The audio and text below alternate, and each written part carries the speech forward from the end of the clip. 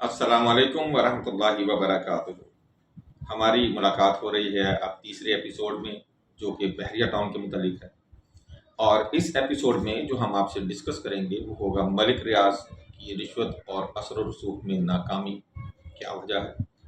یہ تو بہت مضبوط تھا، یہ تو پہیے لگاتا تھا، کیا وہ پہیے ٹوٹ گئے ہیں؟ چلیں ہم دیکھتے ہیں وہ پہیے ٹوٹے ہیں یا یہ کوئی نئے پہیے تیار کر رہا ہے۔ کیا حکومت پاکستان ملک ریاض کو پکڑنے میں کامیاب ہوگی یا نہیں ہوگی؟ پھر بحریہ ٹاؤن میں انویسٹمنٹ کی جائے یا نہ کی جائے؟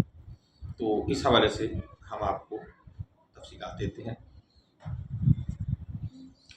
تو جیسے ہم بات کر رہے تھے، میں نے آپ کو بتایا کہ جو ہم ٹاپکس اب ڈسکس کریں گے اس میں ہم جو سٹارٹ کریں گے، ہم یہاں سے کریں گے کہ بحریہ ٹاؤن میں پلاٹس اور بلڈنگ کی قیمت کے اوپر یہ گورنمنٹ اور فوج کے ساتھ جو رنجش چل رہی ہے اس کا کوئی اثر ہوگا یا نہیں ہوگا۔ حکومتی کارروائیوں اور نیب کی جانب سے جائیدادوں کی نیلامی، مثلاً سنیما گھر 1.1 ارب روپے، سفاری کلب 1.24 ارب روپے، اور اسی طرح بہت ساری اور جائیدادیں ہیں۔ تو انہوں نے بحریہ ٹاؤن کی ساکھ کو انتہا درجے کا نقصان پہنچایا ہے۔ میرے بھی کچھ عزیز ہیں جن کی یہاں پر جائیدادیں ہیں، تو بقول ان کی جائیدادوں کی قیمتیں 50% تک کم ہو گئی۔ اس میں بہت ساری اور وجوہات بھی ہوں گی، لیکن ایک وجہ یہ بھی شامل ہو گئی ہے۔ لہٰذا ہم کہہ سکتے ہیں کہ فوج اور گورنمنٹ کے ساتھ جو رنجش ہے، جو اس کا آپ کہہ لیں جو تصادم ہے بحریہ ٹاؤن کا، اس سے پلاٹس اور بلڈنگز کی مارکیٹ ویلیو گرنے کا امکان ہے، بلکہ گر گئی ہیں قیمتیں۔ کیونکہ ہوا یہ ہے کہ سرمایہ داروں کا جو اعتماد تھا یہاں پر وہ بہت شیک ہوا ہے۔ ڈیلرز کے ذریعے فروخت ہونے والی فائلیں اب کم قیمت پر فروخت ہو رہی ہیں۔ اب کیا ہو رہا ہے؟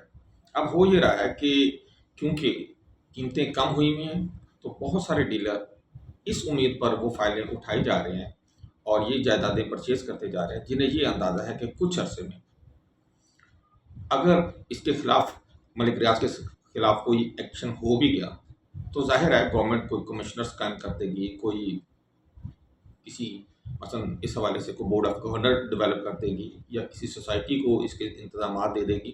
سوسائٹی تو بند نہیں ہوگی، وہ تو چلے گی، کیونکہ اتنے زیادہ لوگ اس میں انوالو ہیں تو ان کا قصور تو نہیں ہے۔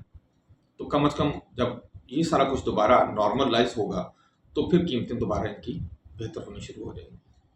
تو اس حوالے سے اسی امید پر بہت سارے انویسٹمنٹ جو ہے وہ اس کے اندر گھس رہے ہیں، لیکن شو وہ یہی کر رہے ہیں، سب کو جو بیچ رہے ہیں ان کی پوری کوشش ہے کہ کس طرح کی ان کی قیمتیں مزید گریں پلاٹس کی اور بلڈنگز کی، تاکہ وہ کم سے کم قیمت کے اوپر یہ فائلیں اور یہ جائیدادیں خرید سکیں۔ بہرحال اس سے عام سرمایہ کار، جو چھوٹا سرمایہ کار تھا، یہ تو میں بڑے سرمایہ کار کی بات کر رہا ہوں، جو عام اور چھوٹا سرمایہ کار تھا وہ بہت زیادہ متاثر ہوا ہے، اور اس کا سرمایہ تو آپ یہ سمجھو ڈوب ہی گیا ہے۔ جن کا ایک پلاٹ ہے، جن کے 2 پلاٹ ہیں، جن کا کوئی گھر ہے، وہاں پہ کوئی دکان ہے، تو ان کا بہت برا حال ہے۔ بہرحال ملک ریاض کی رشوت اور اثر و رسوخ کی جو ناکامی ہے اس کے اوپر اگر ہم بات کریں تو ماضی میں ملک ریاض مبینہ طور پر رشوت اور سیاسی اثر و رسوخ کے ذریعے ہر قسم کے مسائل کو حل کر دیتا تھا، حتیٰ کہ ہم نے تو یہ بھی دیکھا ہے کہ چیف جسٹس آف پاکستان تک بھی رسائی تھی جناب ملک ریاض صاحب کی۔ اس سے زیادہ کیا ہو سکتا ہے؟ اور بہت زیادہ ان کے اوپر مہربانیاں بھی کی گئی ہیں چیف جسٹس آف پاکستان کی جانب سے۔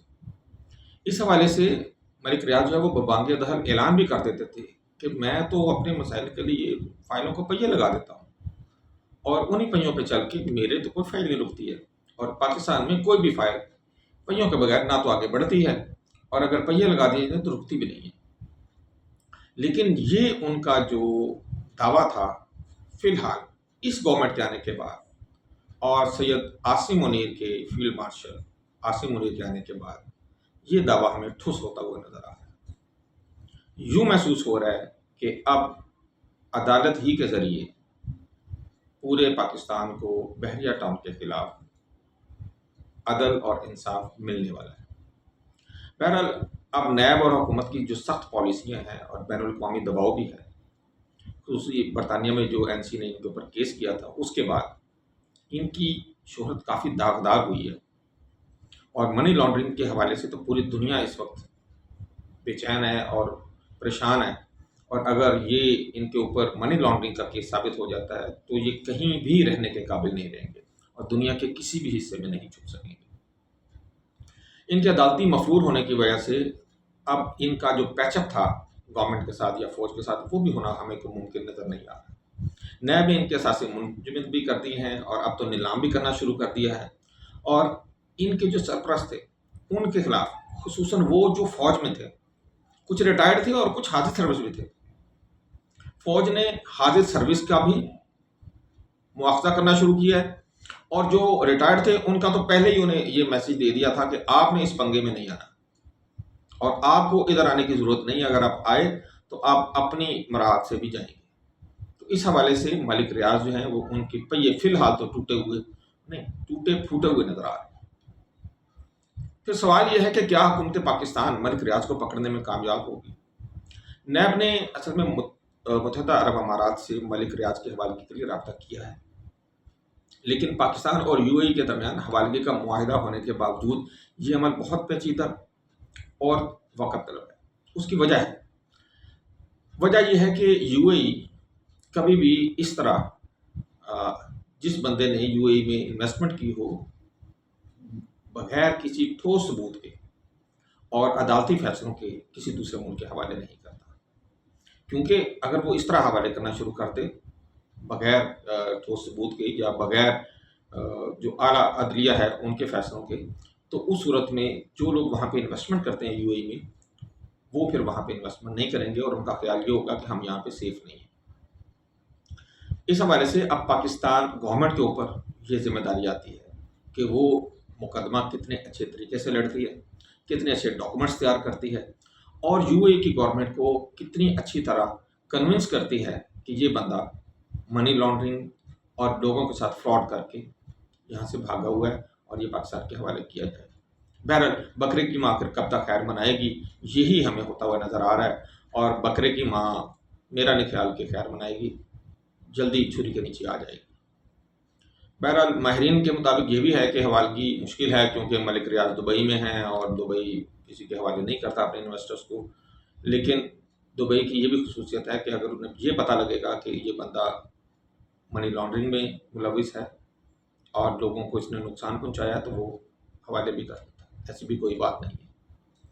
بہرحال ان کے پاس مضبوط قانونی اور مالی وسائل ہیں جو کہ نیچے والے طبقے کو متاثر کر سکتے ہیں، اور اگر تو یہی حکومت برقرار رہتی ہے اور اگر یہی فیلڈ مارشل برقرار رہتے ہیں تو مجھے لگتا ہے کہ 1 سے 2 سال کے اندر اگر یہ سسٹم برقرار رہا تو ملک ریاض پاکستان میں جیل کے پیچھے ان کے دباؤ بہت زیادہ بڑھ رہا ہے۔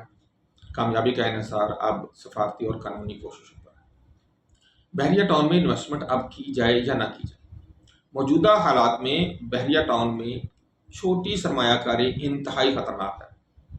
چھوٹی سرمایہ کاری میں کسے کہہ رہا ہوں؟ یہ وہ سرمایہ کاری ہے جس میں کوئی بندہ 1 یا 2 پلاٹ لیتا ہے، یا کوئی بلڈنگ خرید لیتا ہے، کوئی گھر خرید لیتا ہے، کوئی دکان خرید لیتا ہے، اس نقطہ نظر سے کہ چلو یار میں آنے والے 1 سے 2 سال میں اس کی قیمت بڑھے گی تو میں سیل کر دوں گا۔